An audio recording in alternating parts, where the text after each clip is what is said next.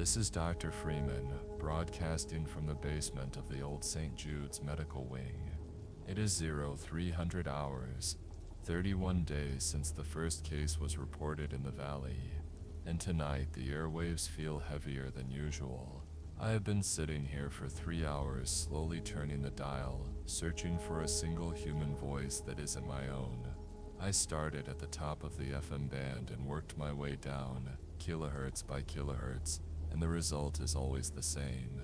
There is the white noise, there is the crackle of atmospheric interference, and then there is the silence.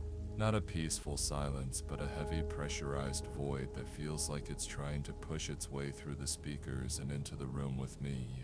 For the last month I had a routine. At midnight I would check in with KOPL over in the North Ridge. A man named Arthur ran that station. He wasn't a professional, just a guy with a ham radio and a lot of canned peaches, but he had a way of making the apocalypse feel like a temporary inconvenience. Last week, Arthur stopped talking about the peaches. 3 days ago, his signal started drifting. Last night, there was only the sound of a chair scraping against a floor and then a rhythmic thudding that went on for an hour before the transmitter finally died. Tonight, 104.5 is just a flat line of static. The valley is going dark, one light at a time. It's not just the electricity. We lost the grid on day 12 and we've all been scrounging for diesel and solar ever since. It's the voices, it's the echoes of a world that used to be so loud we couldn't hear ourselves think.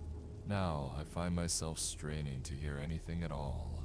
I remember the first week when the emergency broadcast system was still looping that recorded message.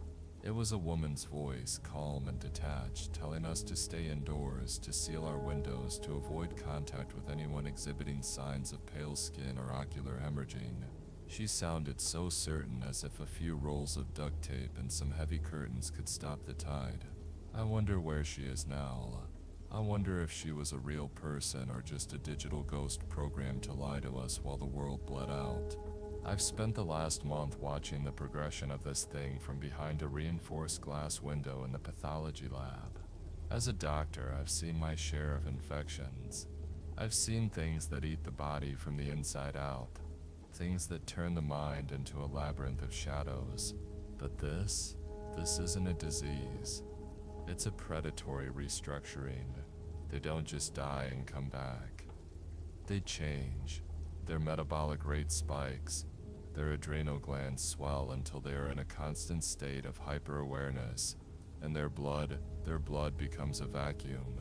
It's not about hunger in the way we understand it. It's a biological imperative to replace what they've lost. They are empty vessels, and we are the fuel. I've had people call into the station in the early days, asking for medical advice. What do I give someone who's been bitten? What's the dosage for a soul that's leaking out of a neck wound? I told them to clean the wound. I told them to isolate. I lied. I knew by day 4 that there was no recovery. Once that saliva hits the bloodstream, the clock starts. You have 6 hours of fever, 2 hours of seizing, and then you aren't you anymore. You're just a thing that looks like you, standing in the dark waiting for the sound of a heartbeat. The reports coming out of the cities before the internet went down were a mess of contradictions. They said the military had established safe zones in the stadiums. They said the high-altitude ultraviolet bursts were clearing the streets. Fake news, all of it. I saw a satellite feed on day 15 before my terminal lost the uplink. Seattle was a graveyard of fires. There were no safe zones, there were just concentration points.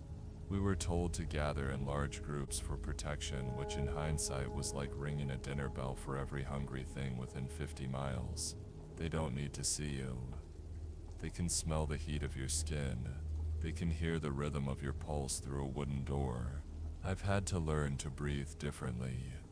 Shallow, quiet.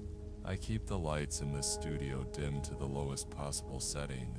The glow of the monitor is the only thing that reminds me I'm still here. I miss the news. I miss the trivialities. I'd give anything to hear a weather report about a rainstorm that isn't carrying the scent of smoke.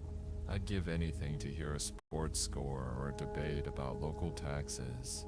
Instead, I have the logs of the Oak Haven Sheriff's Department. I found their frequency yesterday. It was just one deputy. A kid named Miller, I think. He was talking to himself, mostly. He described how the town square looked. He said the pale ones don't move during the day. They just stand there tucked into the shadows of the eaves, perfectly still like statues carved from gray marble. He said if you didn't look closely, you'd think the town was just abandoned. But then the sun sets. He described the sound of 1,000 feet hitting the pavement at the exact same moment the last sliver of light vanishes. It's a coordinated emergence. They aren't mindless zombies. They have a hive-like synchronicity that suggests some form of low-frequency communication we can't detect. Miller stopped talking around midnight. I think he tried to run for his car. I hope he made it, but the silence on his channel suggests otherwise.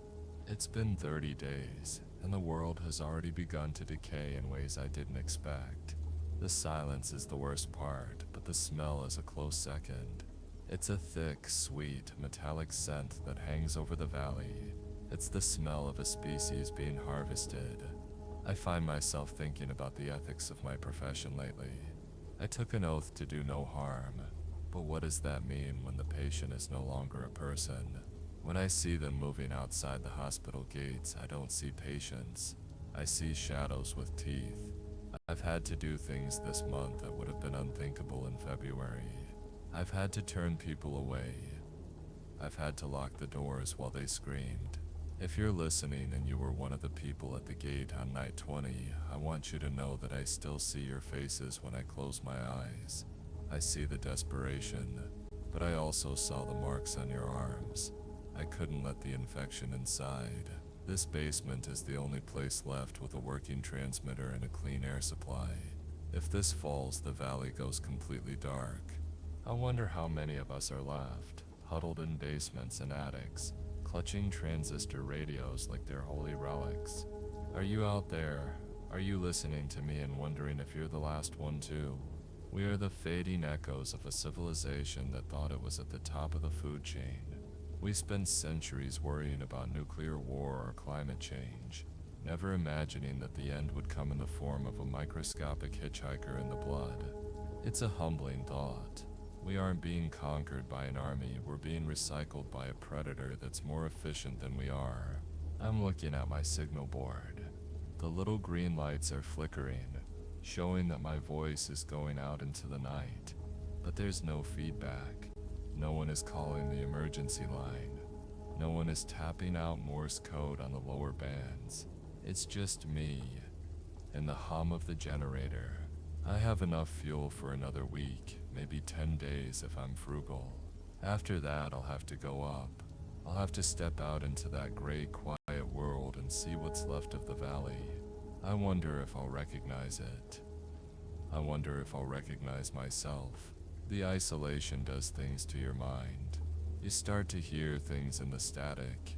You start to think the shadows in the corner of the room are moving. But I'm a man of science. I know it's just the brain trying to find patterns in the void. At least that's what I tell myself.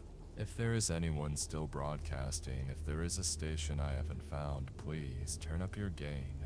Shout into the dark. I need to know that the silence hasn't won yet. I need to know that there are still voices in the valley that haven't been extinguished. Until then, I will stay here. I will keep the needle on the record. I will keep the frequency open. This is Dr. Freeman, the last voice of St. Jude's, signing off for now. Keep your curtains closed. Keep your lights low. And for God's sake, stay quiet. They are listening, even if no one else is. Good night. And may we all see the sun again.